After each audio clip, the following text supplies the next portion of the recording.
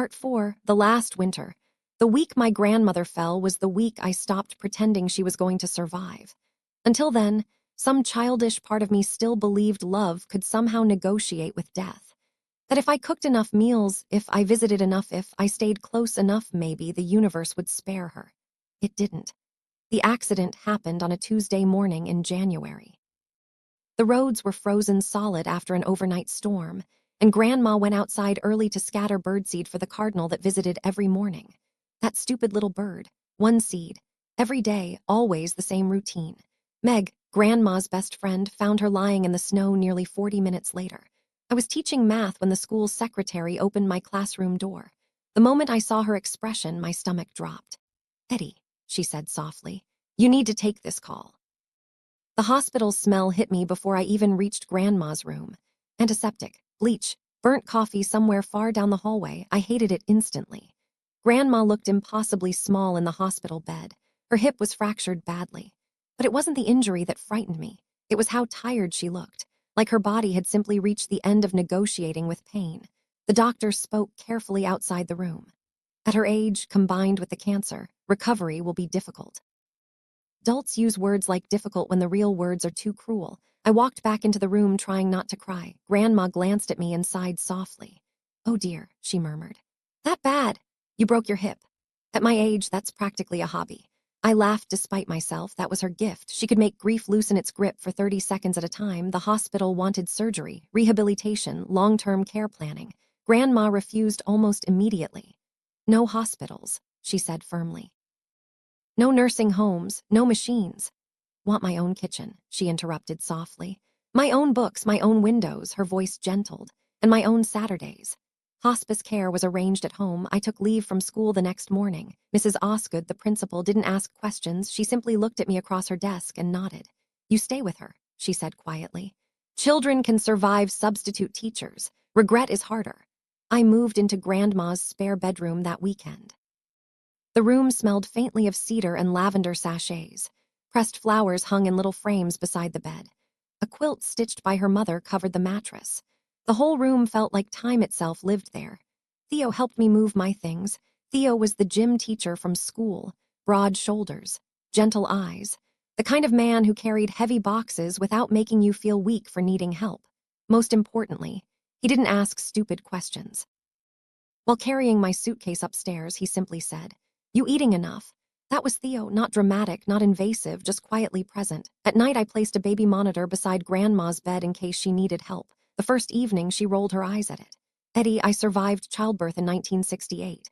I think I can survive one staircase." "You fell in the snow feeding birds." Cardinal is manipulative.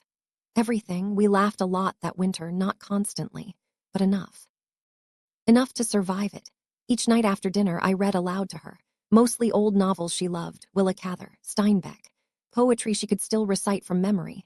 Sometimes she corrected my pronunciation without opening her eyes. Sometimes she fell asleep halfway through chapters. And sometimes she just listened quietly while snow tapped against the windows. One evening, while I read beside the fire, she suddenly asked, "Do you know why your family is so angry?" I lowered the book slowly. "Because they lost the money." "No," she said softly. "Because they revealed themselves." I frowned. She stared toward the fireplace thoughtfully. "People can survive embarrassment, but they struggle terribly with exposure." That sentence stayed with me because deep down I knew she was right. The checks had exposed something ugly inside all of them, and now they hated me because I had become living proof of it. The harassment got worse after New Year's. My phone became unbearable, voicemails, emails, texts, some pleading, some furious. Grant left one message screaming that I had stolen family money. Holland posted vague crying videos online about betrayal. My mother kept calling herself heartbroken. Once did any of them ask how Grandma was feeling? Not once. One afternoon, my father finally visited. He arrived carrying grocery store flowers still wrapped in plastic. Grandma noticed immediately. "Gas station roses?" she asked dryly. My father looked irritated. "They're flowers, Mom." "They're carnations pretending to be roses." I nearly choked, trying not to laugh. For 20 minutes he sat stiffly beside her bed making awkward conversation. Then eventually he got to the real reason he came. "You should reconsider the estate situation." It was, even now, even here. Grandma looked genuinely tired suddenly. "Richard," she said quietly, "I am dying." looked away uncomfortably. And you're spending part of my final month discussing paperwork. Silence that followed felt brutal. Finally, my father stood up, just trying to keep the family together.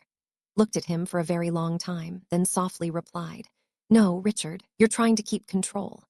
That ended the visit. He left 5 minutes later. He never came back. As January deepened, the house grew quieter. Snow piled higher against the porch railings. The cardinals still came every morning, one seed, then gone, every day. One night near the end of January, Grandma called me into her bedroom. Her breathing had become shallower lately. Even talking tired her now. "Top dresser drawer," she whispered. Inside lay a small brass key tied to a leather string. She pressed it into my palm carefully. "When Haverson asks for this, give it to him." "The lawyer," she nodded. "What does it open?" A faint smile touched her lips. "Proof." I didn't understand then, but I would. Few nights later, snow fell so heavily the entire world outside disappeared into white silence. The power flickered once, then steadied. I sat beside Grandma's bed reading while she slept. At some point I stopped reading and simply watched her breathe. In, out, slow, fragile, temporary. And suddenly a terrifying thought hit me so hard it stole my breath. One day there would be a final inhale. And I would never hear another one after it. I quietly set the book down before she could see me shaking. Then Grandma opened her eyes slightly. "Eddie?" "Yeah." Her voice barely rose above a whisper. "You know what mattered most to," moved closer. "What?" She smiled faintly. "That you came when nobody was watching." Burned instantly behind my eyes, because suddenly I understood. The money had never been the gift, not really. The gift was knowing she had been loved before she died, truly loved, without conditions, without expectations, without greed. And somehow, out of all the people in our family, I had been the only one who gave her that. Part 5. The morning SHE left, my grandmother died on a Tuesday morning at 5:47 a.m. I know the exact time because I stared at the clock for nearly a full minute after realizing she was gone. Not crying, not moving, just staring. The clock beside her bed was old and slightly crooked, a honeymoon gift from 1962 that had never kept proper time. Tick, tick, tick. Like the world refusing to stop even for this. The night before had been unusually quiet. Grandma hadn't spoken much for 2 days. Her breathing had become thinner somehow, softer, like each breath had to travel farther than the one before it. I slept in the chair beside her bed. Or at least I pretended to. Real sleep becomes impossible when you know someone you love is slowly disappearing beside you. Around dawn, the furnace downstairs clicked off. The house suddenly became completely still. No wind, no pipes. No movement, and something deep inside me understood before my brain did. I opened my eyes immediately. Grandma's hand was still in mine, warm, but unmoving. The room looked exactly the same quilt, the same pale winter light through the curtains, the same books stacked beside her bed, except now something enormous was missing. I leaned forward carefully. "Grandma." Nothing. I touched her cheek gently, still warm, peaceful, so peaceful it somehow made it worse. And suddenly every sound in the house became painfully loud. The radiator knocking once, the baby monitor humming softly, my own breathing. Then outside, the cardinal landed at the feeder, one seed. Then gone, I broke after that, not loudly, not dramatically. I simply lowered my head beside her hand and cried in complete silence while snow drifted outside the windows. Because some grief is too deep for noise. Meg arrived first. I barely remember calling her, only that she answered immediately. And 45 minutes later, she walked through the front door still wearing mismatched boots because she dressed too quickly. She didn't say, "I'm sorry." Didn't ask questions. She simply walked to the bedside, took Grandma's other hand, and sat down, like she had been sitting there her entire life. The two of them had been best friends for over 40 years. Bridge partners, bookstore trips, birthdays, hospital visits, silent tea on rainy afternoons. Some people become part of your family without sharing blood. Meg was one of those people. We sat together quietly until morning fully arrived. Then eventually I made the calls, the funeral home, hospice, and finally my father. He answered on the fourth ring sounding irritated. "Yeah." For one strange second, I almost laughed at how normal he sounded, as if the universe hadn't just changed forever. "Dad," I whispered. "Grandma died this morning." Silence. Then suddenly his breathing changed. A crack opened in his voice, and for one brief moment, I heard actual grief, real grief, not performance, not anger, just a son losing his mother. Then my mother's voice appeared in the background. "What happened?"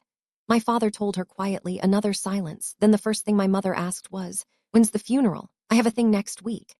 I closed my eyes, something inside me hardened permanently right then. Not rage, not shock, just certainty. I hung up without answering. The funeral took place that Saturday beneath a gray winter sky. Grandma had left instructions for everything. Of course she had. She wanted to wear her corn yellow sweater. She wanted no dramatic flowers, no long speeches, and absolutely no eulogy from my father. Instead, she asked Meg to read a poem. The church smelled like cold wood and old hymn books. Snow covered the cemetery behind it in smooth white blankets. People came from everywhere, former students, neighbors, cashiers from town, librarians, teachers, a mailman who cried openly into his scarf. That surprised me. Then it stopped surprising me, because I slowly realized something devastating. Almost everyone there loved my grandmother better than her own family had. My father stood stiffly in a black suit that no longer fit him properly. My mother dabbed fake tears carefully to avoid smearing makeup. Grant looked impatient. And Holland filmed part of the funeral procession through dark sunglasses. I saw her posting clips later online with soft music layered over them. Caption: healing. I nearly threw my phone across the room. After the burial, people gathered at the house for food and coffee. The rooms filled with quiet conversations and the smell of casserole dishes. I spent most of the afternoon numb, moving mechanically, pouring coffee, thanking people, nodding when spoken to. At one point, an elderly woman touched my arm gently. "Your grandmother paid my electric bill in 2008, she whispered. Then she walked away before I could respond. An hour later, a man from town quietly told me Grandma had secretly funded winter coats for children years ago. Another woman said Grandma used to buy groceries anonymously for struggling families. Story after story, kindness after kindness. Entire pieces of her life I had never known. And suddenly I understood something heartbreaking. The world was full of people carrying tiny, invisible pieces of my grandmother. My family only saw what she could give them. Everyone else saw who she actually was. By evening, the house finally emptied. The silence afterward felt enormous. I stood alone in the kitchen staring at her favorite chipped cardinal teacup still sitting beside the sink. Then my phone buzzed again. Grant, I almost ignored it, almost. I answered tiredly. "When's the will reading?" I actually pulled the phone away from my ear. "What?" "The lawyer thing," he snapped impatiently. "Did she schedule it already?" I stared at the dark kitchen window. Grandma had been dead less than 12 hours. 12. She just died, Grant. And that single word told me everything, not grief, not sadness, not regret, just hunger. I hung up. The next morning, Haverson called. His voice was deep and calm, like distant thunder. "Miss Usher," he said gently, "your grandmother prepared everything in advance." "Of course she did. There will be a formal reading of the will on February 20th. I nodded quietly even though he couldn't see me. Then he added something strange. "There is also a deposit box connected to the estate." Hand tightened around the phone. "The key your grandmother gave you?" I froze. "She told you about that?" "She told me you would know where it was." I looked upstairs toward Grandma's bedroom, toward the brass key hidden in my overnight bag. "What's inside?" I asked. Haverson became quiet for a moment. Then he answered carefully. "Your grandmother believed in preparation." That was all he would say. After the call ended, I walked slowly through the house alone. Every room still carried traces of her. Her reading glasses beside the chair, half-finished knitting near the couch, a grocery list written in careful blue ink. I touched the yellow sweater hanging near the stairs and suddenly realized something terrifying. This house had been alive because she was inside it. Now it was becoming just wood and silence. That night I slept in her bed for the first time, not because I wanted comfort, because I couldn't bear hearing the room empty. And sometime around midnight, while staring at snow moving softly past the windows, I realized my family hadn't even started fighting yet. The funeral was over. Now came the inheritance. And deep down I already knew they were going to tear each other apart trying to reach it. Part 6. The WILL reading. The morning of the will reading felt colder than the funeral. Not outside. Inside. Inside the people. Haverson's law office sat above an old pharmacy on Main Street, the kind of building that smelled permanently of dust, coffee, and paper older than you were. I arrived 10 minutes early wearing a gray dress that suddenly felt too formal and not formal enough at the same time. Meg was already there waiting beside the window. She squeezed my hand once when she saw me. No speech, no fake comfort, just pressure. That was Meg. Through the frosted glass of the conference room, I could already hear my family talking, not grieving, arguing. My father's voice carried hardest. "Just saying fairness matters. Fairness. The word nearly made me laugh. Haverson opened the door exactly at 10 o'clock, tall, gray suit, perfect posture, the kind of man who looked like he ironed his socks. Please come in. The room smelled faintly of old leather folders and expensive pens. A long wooden table stretched through the center beneath a ticking wall clock that suddenly sounded deafening. Tick, tick, tick. My father sat closest to the head of the table like he already owned the room, my mother beside him. Ran across from me with his arms folded aggressively. And Holland was secretly texting under the table until Haverson calmly said, "Phones away, please." She rolled her eyes but obeyed, barely. I sat beside Meg near the far end. For a moment nobody spoke. Then Haverson opened a dark green folder carefully. "This is the final will and testament of Sylvia Marigold Usher." Even hearing Grandma's full name hurt. The lawyer began reading formally, specific gifts first. The old piano donated to Briar Hollow Elementary. Her bridge set left to Meg. The soldered silver Christmas star donated to the church, and then the cardinal teacup to Eddie Rosemary Usher. My throat tightened instantly.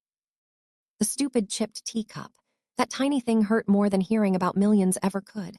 My father shifted impatiently, clearly waiting for the real part. Then finally, Haverson reached the estate section. The remainder of the estate. The room became completely still. Including the family residence, all surrounding acreage, investment accounts, personal holdings, and associated assets. The clock ticked louder. Estimated net value approximately $40.2 million. I heard my mother inhale sharply. Grant sat forward immediately and then, "Shall pass in entirety to my granddaughter, Eddie Rosemary Usher." Silence, absolute silence. Even the clock somehow sounded stunned. Nobody moved, nobody breathed. Then my father blinked slowly and said the exact same words he had spoken Christmas Eve. "This a joke?" Haverson didn't even look up. "Mr. Usher." Father stood abruptly so hard his chair nearly tipped backward. No, absolutely not." Mother's face had gone pale. Grant stared at me like I had personally stabbed him. And Holland was secretly reaching for her phone again. Haverson continued reading calmly despite the tension exploding through the room. "Attached is a personal statement from the deceased regarding distribution reasoning." Then he read Grandma's words aloud. "I leave my estate to my granddaughter Eddie because she was the only member of this family who visited me without wanting something. Every Saturday she came simply because she loved me. She cared for me at the end of my life without complaint, without expectation, and without once asking what I owned." The room felt frozen. My father slowly sat back down. His face had become frighteningly blank. Haverson continued. "The others had every opportunity to know me while I was alive. Eddie was the only one who chose to." Meg quietly reached under the table and squeezed my hand. I could barely breathe, not because of the money. Because hearing Grandma's words aloud made her absence suddenly feel unbearable again. She had known. All those Saturdays, all those quiet afternoons, she had noticed everything, every visit, every conversation, every small act of love nobody else thought mattered. And somehow that hurt more beautifully than I can explain. Then the explosion started. "This is manipulation," Grant snapped immediately. "Oh, please," Holland muttered. "She brainwashed Grandma." Mother finally found her voice. "Eddie, sweetheart. You know this isn't fair." "Sweetheart, she only called me sweetheart when she wanted something." Haverson calmly removed his glasses. "Mrs. Usher, the will is legally sound." Father leaned forward slowly. "She was sick." "Yes, she was dying." "Yes." So clearly her judgment. 3 independent mental evaluations, Haverson interrupted calmly, all confirmed full testamentary capacity. My father stopped speaking.